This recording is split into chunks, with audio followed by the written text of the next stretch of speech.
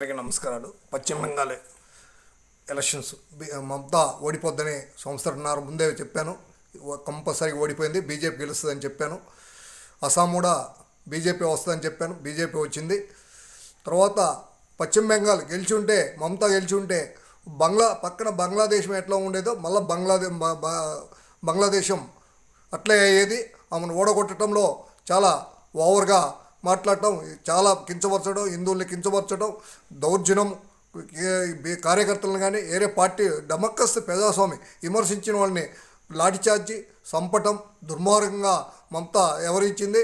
అదే ప్రజలు ఇవాళ బుద్ధి చెప్పారు, మమతాని ఇంటికి పంపించారు. పూర్తి మెజారిటీతో బీజేపీని గెలిపించారు సంఖ్యలతో.